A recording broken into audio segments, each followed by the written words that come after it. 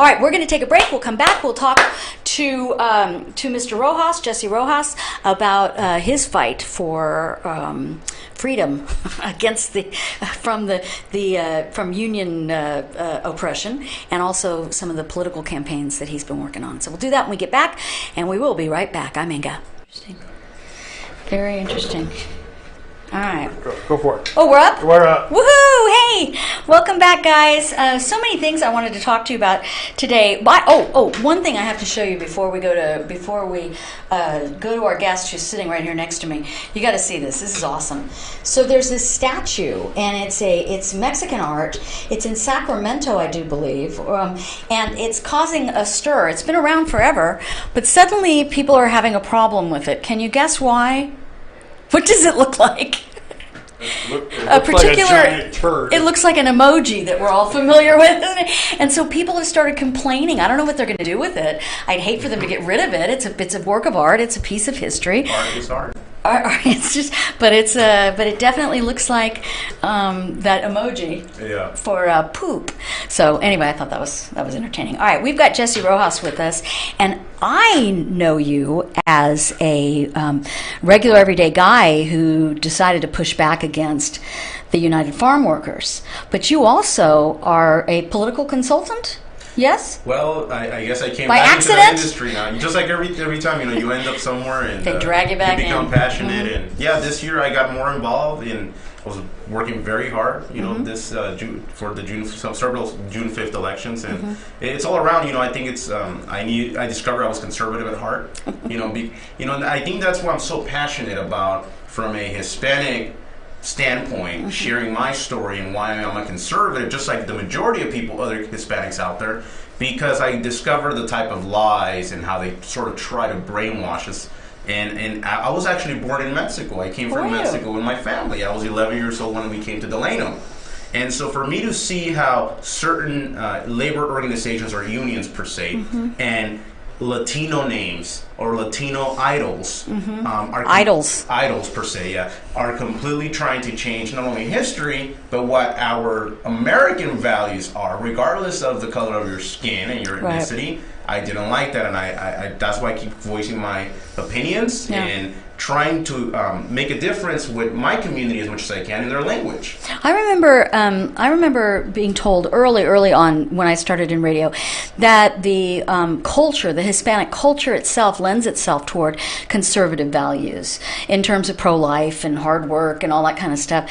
But it's almost as if it's assumed that you're going to have to be a Democrat if you are Hispanic, right? You have to be Democrat, you have to be liberal, you have to be mad about something, and you have to fight for social justice. Well, I thought the same in high school before I turned 18. I should be for Obama. The first time he ran, he's going to give us papers, and he's pro-immigrant no matter what, pro-Latino, and you think the same. But until you actually get involved, and that's where a lot of people don't have, at least in English, you do have some options in media. If you think in English we have biased media, in Spanish it's even worse because the avenues of communication are so small and they're all biased. And don't some of them even belong to the UFW? Oh, well, didn't they own radio stations? Oh, well, yeah, you got Campesina. Literally owned. Thankfully, Campesina is losing their listeners and their ratings, Good. And I discovered this when we launched and we still have it, our Spanish conservative radio talk show. That is awesome. Every Saturday, but I started also seeing how they utilize this means of communication to really distort the information, distort the facts. But here's my struggle, and there's so many other things to talk about. But my struggle is, I don't understand how a group of people can have the same thinking just because of their ethnicity. It doesn't make sense to me, because I think we all make up our own minds about That's what we. correct. So how can it be? Is it just propaganda? But I don't think that's the case. I think and I keep discovering this with my show all the time, because we get a lot of critics, a lot of people that don't like us, a lot of people that attack us. I'm sure you do. But we've also built up a lot of individuals that have now saying, I might not agree with you all the time, but there are certain issues or certain things you share back with documentation that actually makes sense.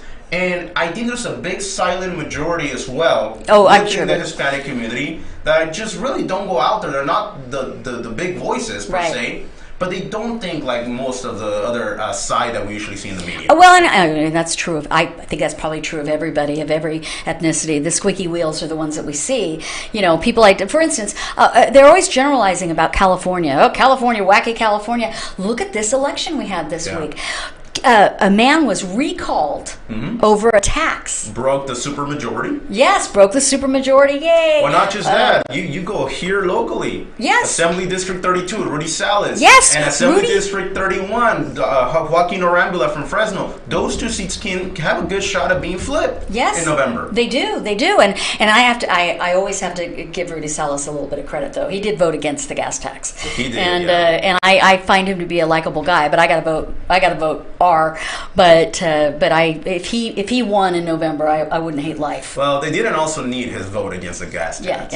But they still punished him. I'm still waiting for Rudy Salas to actually get back to the farm workers in Fresno that have been calling for his help against this civil rights violations. The Guaran Farms. Yeah, I wanted to share that historic decision. Is that in his assembly? No, they're not. They're not exactly. Well, some of them overlap because of Kings County area, right? But because their own assemblyman, his colleague Joaquin Arambula, does not listen to them, they reached out to him because you would figure the Latino caucus in Sacramento would want to support over 3,000 Latinos. Very important. Yes, but they don't. They raise a lot of money. Some of them are in jail right now. Their names are called wrong. And some of them were still getting a paycheck while they were in jail. This is true. This is true. But the whole Latino caucus has, how many has it been now? Almost 5 years, this Guerrawan farm workers fight. Tell people about this. Now, the Guerrawan farms, the workers have gone for, a good 25 years without having any involvement with the UFW. Well, the reality is what happened.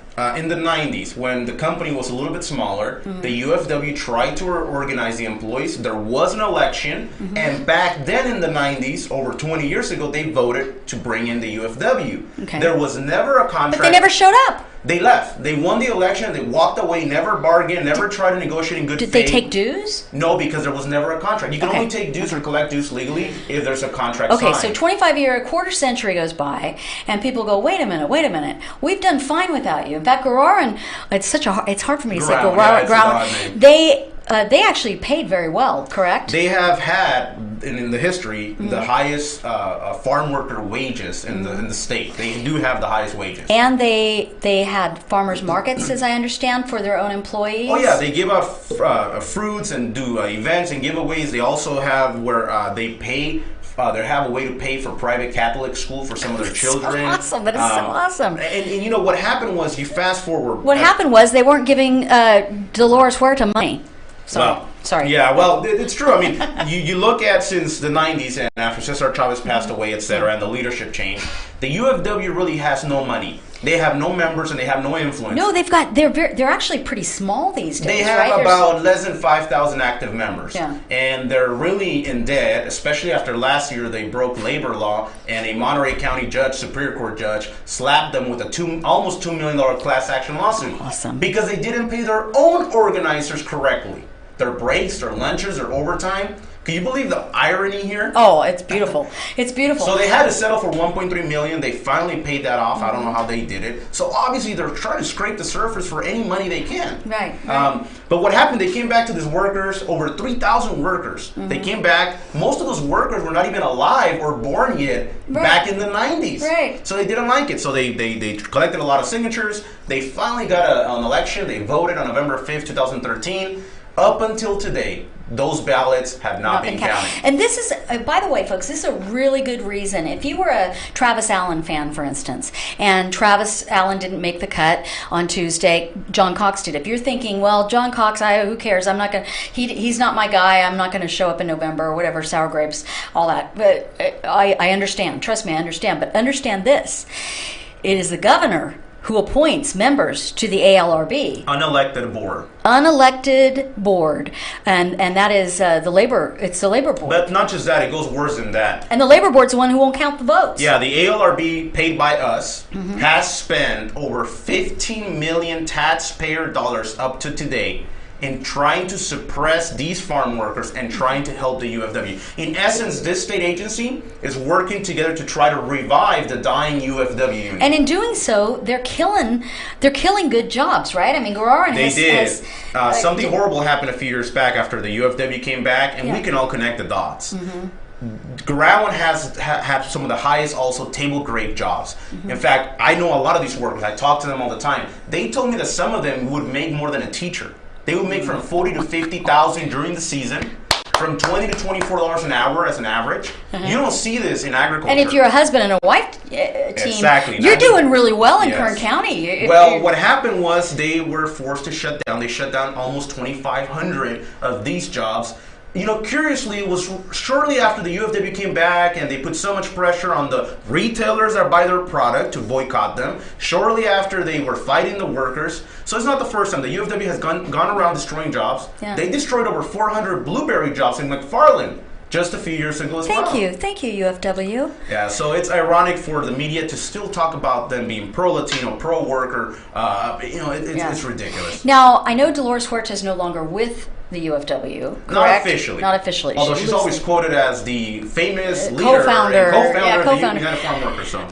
But she's ventured out on her own. Oh yeah, a very profitable and nice venture. Is the direction she's going one that Cesar Chavez would have agreed with? You know, I don't think so. Even Cesar Chavez's family member relatives that are running the UFW and the UFW Foundation, they're supposed to be separate, but it's the same business.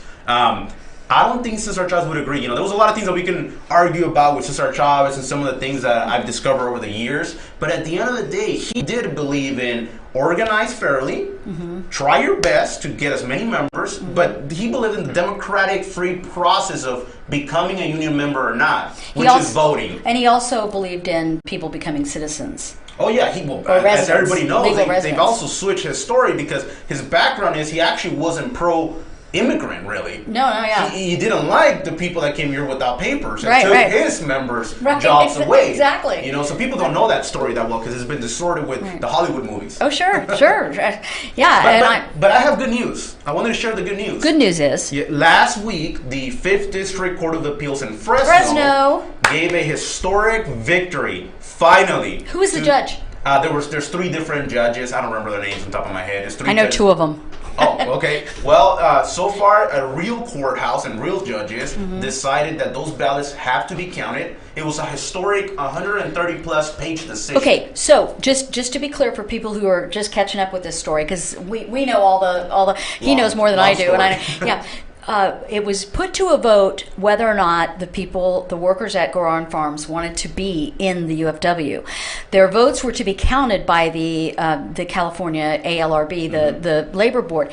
Why did they refuse to count those votes? You know, there has been long hearings, so much money spent. They've really yet to give a clear answer. Okay. Knowing labor relations, a lot of times if an election was tainted and it's no longer valid for interference either by the union or the employer, there has to be a lot of unfair labor practices and a lot of objections get to be filed after the case. Right. But normal case law, and you could ask any labor law attorney, is you count those ballots and then you file objections and then you do the court process. And kids, it's another reason. John Cox, when he comes around, when he comes through the valley, these are things we're going to have to talk to him about. Who he appoints to coastal commissions, to retirement boards, to parole, the parole boards. I mean, and to things like the ALRB. So the people's vote was not taken. And did that mean by default then that they had to become members? No. Well, here's the tricky part. They are all members since the 90s. Anyone that came into work or not, they've all been members. They're technically members of the UFW.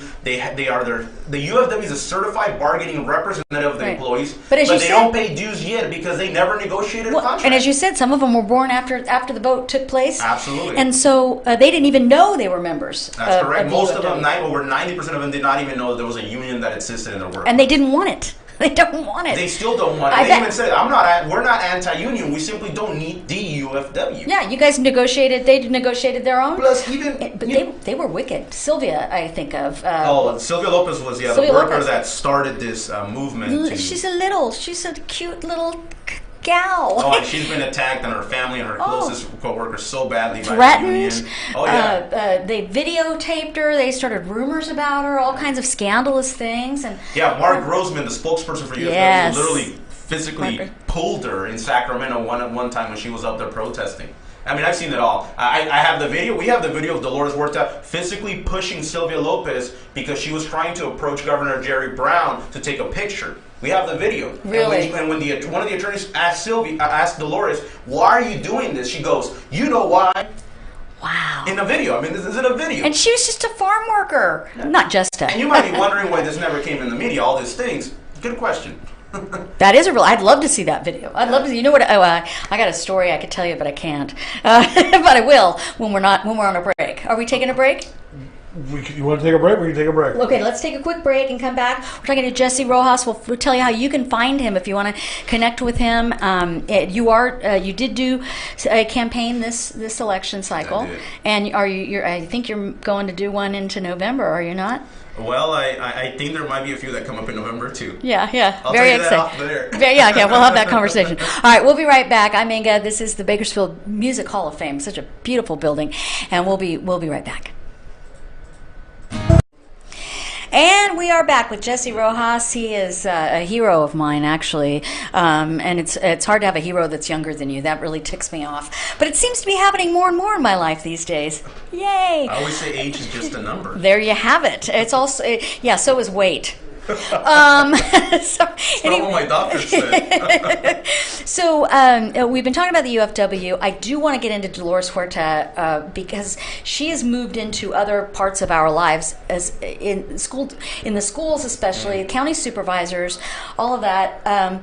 I noticed at the last high school board meeting, and you spoke. I did. I was fed up with this as well, and I had to go speak out. Yeah, about the redrawing. She didn't show up, and my only... I know, I missed her. I wanted to really debate her. Well, you know what? I was guessing that she didn't show up because she knew it was a dog. She knew she was gonna lose. Yeah. And because I can't imagine she wants to be associated with something that's losing. Absolutely. Well, here's the deal on the whole redistricting thing. You know, she did it with the supervisors. I know, and it's going to happen. It's bound to happen with other districts. She's already moving on it. Mm-hmm. But here's my biggest issue with it. Look, if you're really claiming that this is because having more Latino representation, and I said it to the media that day, they didn't publish it, but I said, I have plenty of conservative Latino candidates who would very well fit this. Uh-huh. Let's talk, Dolores. Let's get them elected. Well, you did say that. It's not about that. You did say that. In fact, that she's not run any candidates. Not yet. No. She will. She does a lot of complaining. She's gonna try. But she keeps losing. You know, she had the UFW attorney, Edgar Aguilar Soto. He lost on April 10th for the Bakersfield City School District. So I think they're really just scraping the surface for money, relevance, attention, and winning. Yeah. Because they do keep losing. Yeah. If it wasn't for Jerry Brown, the legislature, the UFW and Dolores would really have no allies, per se. Wow. And they've got such a stranglehold in Kern County because there's this folklore about how wonderful her work is and all of that stuff. But, you know, to me, it comes down to race. You know, maybe because I'm a cracker, gringo, hick, peckerwood. I don't understand it fully, but I don't understand why somebody has to be a certain color to represent. And if you look at cities where they've said we have to change the demographics to have in fact, at that school board meeting, I think it was one of the people who who was on Dolores Huerta's side said, none of you people look like me. I was like, what matter does it make? And what perfect example of that than these thousands of Latino immigrant farm workers who've been asking Latino caucus legislators to help them, and they're refusing to help them. Or the community of Bell, California. Yeah. Right? Bell, California, where a lot of the people are Hispanic, non-English speaking. Mm-hmm. They wanted people who looked like them. They got people who looked like them. Delegates to the state party. Some of them are in jail right now. They stole from their own constituents. Taxes were higher for the people living in Bell, California. Remember that? Yeah, that was a scandal. There's plenty of stories like that as well. Because people said, well, we have to have people who look like us. Oh, guy. I don't think, especially when it comes to local districts or not statewide issues, it's not about your race. It's not about your party. It should be about your record, your skills, your knowledge, period. Right. Period. Right. That's all you should look at. The United States was about people being drawn to a common cause, a common purpose, a common vision. I agree. Not that vision having to be spread out to accommodate everybody's culture. And so we keep our cultures. I'm Swedish and French. We keep our cultures and celebrate our celebrations, and then we're Americans. Absolutely. And so I really don't. I don't even like the designation of I'm a Mexican American or I'm an African American. Yeah, I don't know. We're all Americans. Right, exactly. But my cultures might be different. My skin color might be different. My accent is very heavy. But I'm an American. I love this country. There's a reason why I'm here and not somewhere else. I was talking to a teacher a couple weeks ago who teaches all ESL students, all English second language students, and there were five boys that got in that were they just weren't being good. They were being bad. It was elementary, middle school age. And he sent them to the office. And one of them said, "You can't do that. I'm a minority." And the teacher said, "No, you're not. Not here you aren't." Yeah, the these minority claim, it's also something that's easily fixed. I mean, it doesn't make sense. Well, But I want to go back. It's a weapon, really. It's a political PR stunt. manipulation. It's a PR stunt. That's all it is. But I do want to go back briefly on Dolores Huerta in the Kern High School district. Yes, this absolutely. last meeting I went to speak there. She scares me. But it still disturbs me so much when I read the Bakersfield, California article talking about Dolores Huerta, the redistricting, and how the superintendent, Matt Ross from Violin School District, donated school buses for her protesters. Yes. Imagine if I did that through my organization. You couldn't do Everybody that. would be on top of me. The schools wouldn't. Taxpayer resources. I mean, and I continue to inquire about it, about if it's not illegal, very least is unethical. Yeah. I think it's illegal, but very least is unethical. And for the Californian and the newspapers to just write about what she's doing, but not think that was somehow wrong, it's incredible. That is incredible. I mean, she talks about, my organization, the Dolores Huerta Foundation, is a 501c3. If you check her website, it's a 501c3. But you look at a lot of the work they're doing, it's not really non-profit per se. In fact, I guarantee you some of the things that they're doing, it's political. One of the things I continue to say about Dolores Huerta that drives me nuts is this woman's a millionaire. And the people that she claims to represent are as poor as they were when she found them. Well, that's the biggest irony behind it. This is what we talk about in my radio show all the time, because why do we choose people in office from where we come running from? Exactly. Right? Like in my case, from Mexico. Yeah. All the things you see the left and people like Dolores doing here, social equality. In fact, if you translate I hate the term social justice. No, if you translate the exact same slogans, are the same slogans of the parties that we come running away from in Mexico. Right. Exact same slogan. That's actually one of the things Sylvia, when the first time I interviewed her, she said, I left a country to get away from this. Yeah. And I come to the United States, I get a job at Goran Farms, and now I'm looking at what I ran away from. She's 100% correct. That's absolutely remarkable. And where are we going to go now? I was going to ask a question. I said, okay, go ahead. I just have to say this, because I'm getting passionate. You're going to have to come on and spend, you have to come on again, and we're going to have to spend a lot of people want you to come back. Yeah, definitely. I can't tell you people how important it is that this woman and her organization and people who think like her do not get a stranglehold on our education system. Do not get a stranglehold on our education system. What we have always said is those who control the microphone and the textbooks are bound to rewrite history. They've already gotten pretty good at the textbooks and some of the microphones, or should I say Hollywood movies. Now she's trying to go after the rest. Yeah, and it's intimidating because nobody wants to be called a racist, right? Yeah. And that's the first thing they go for. They call me things in racist, and I'm more Mexican than they'll ever be. Cesar Chavez was not Mexican. Dolores Huerta is not Mexican. Their Spanish is not good. They were not born in Mexico, and they hardly ever worked in the fields. That's the irony behind this. It's amazing, absolutely amazing. People love Jesse. Oh yeah, let me see. Let me just tell you something. Pamela says, "Hi Inga, I like this guy." Well, I do too. Larry says, "Dolores is mean." Say it ain't so.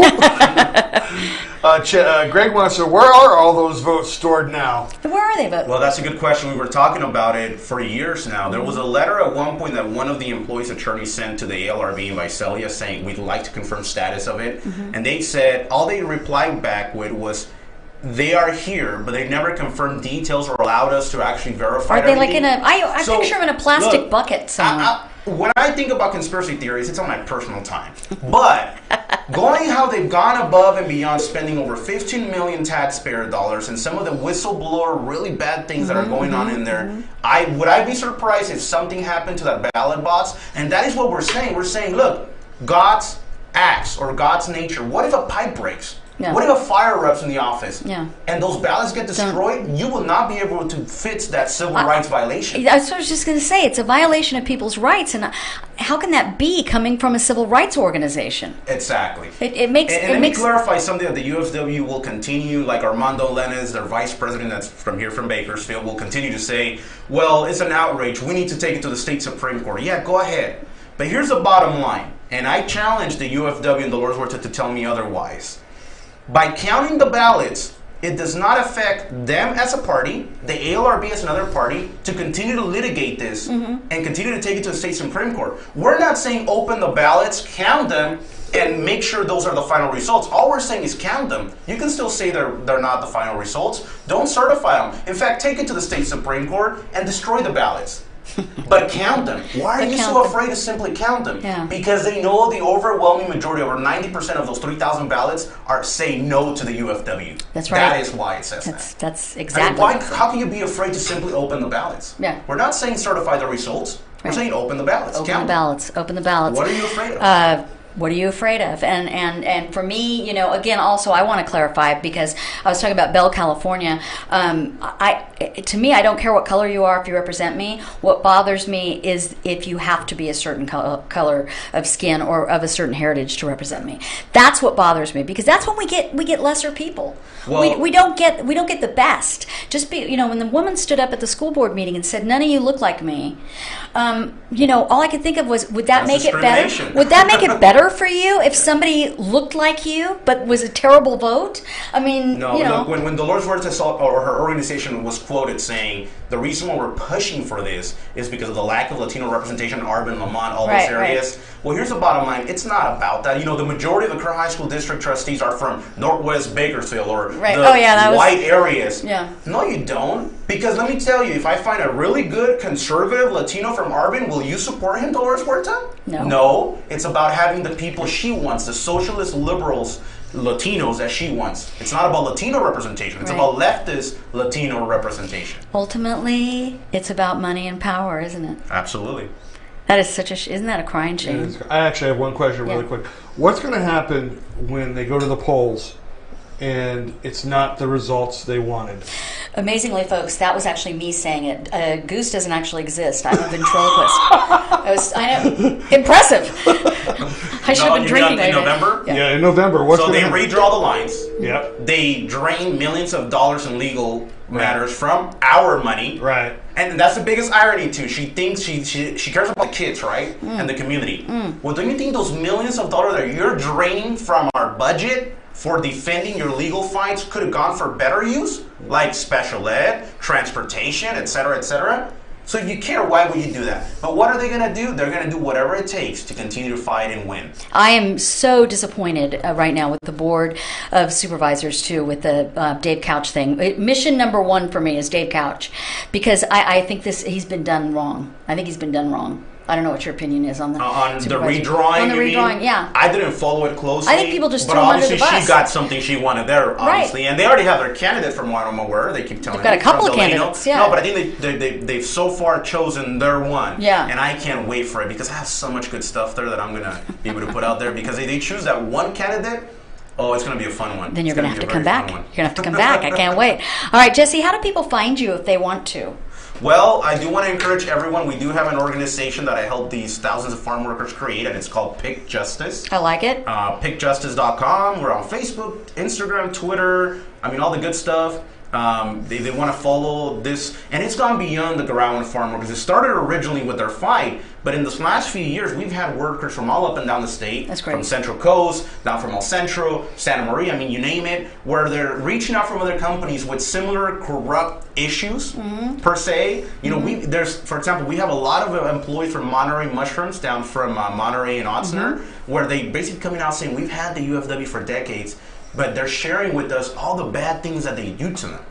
all the corrupt things that they deal with. So it expanded into bigger than just the ground farm workers. Absolutely, it does. In fact, and that's why the education, moving into education scares me. Remember, it was, you were probably in diapers, but Guy Chaddock. I always go back to Guy Chaddock. Yes, do you remember that? Historic furniture place in Bakersfield. It's in my list. It's in my long list. And I have a cemetery image. And the cemetery in the graveyard, it's all the companies that the UFW has shut down over the decades. Are you familiar with Guy Chaddock? Actually, no, I'm not. Okay, furniture company. They made furniture here in Bakersfield. Nothing to do with agriculture. Nothing to do with agriculture. The employees, a lot of them were Hispanic. The UFW moved in, talked these people into unionizing. Guy Chaddock shut down. He sold the business, moved to Hawaii. That's where he died. He died rich in Hawaii, and all of those employees lost their jobs. Well, because it goes back to the same thing. When they're trying to attack employers or owners, they think they're the ones getting hurt the most. Let's be honest here. You're hurting the employees, the middle-income, hard-working, blue-collar people. That's right. Not the owners. Yeah, they're losing a lot of money. They're eventually going to shut down, but they're okay. They'll be okay. Yeah. The employees are the ones being hurt the most by the things that the UFW and Dolores, they do all the time. Yeah. And the list is very long. Very incredibly frustrating. All of the political machinery that I talk about in the Republican Party in Kern County, for instance, it's the same thing. It's just machinery. It's somebody at the top who wants power, and they want money, and they enjoy having that power, and they want their tentacles to spread. More people the more... Mr. Burns. the more of their people that they have, in offices, the more money they're going to make, the more power they have, the more people are going to get elected.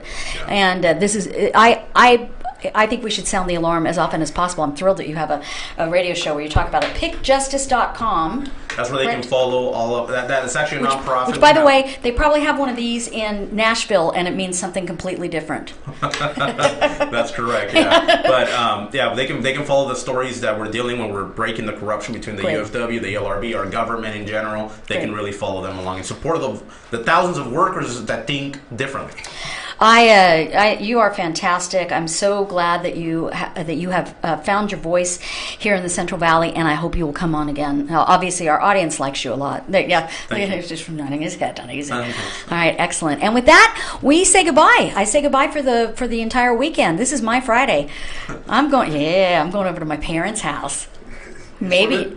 Well, I'm not sure if I'm going to jump in the pool. We'll see. But I got to go over there anyway. So it will be done. Jesse Rojas, folks. Again, it's pickjustice.com if you want to learn, and you can find out what he's up to and what he's fighting for. And I really appreciate your time. Oh, thank you for having me. All right. We'll see you guys on Tuesday. Have a good one. Love ya. Mwah.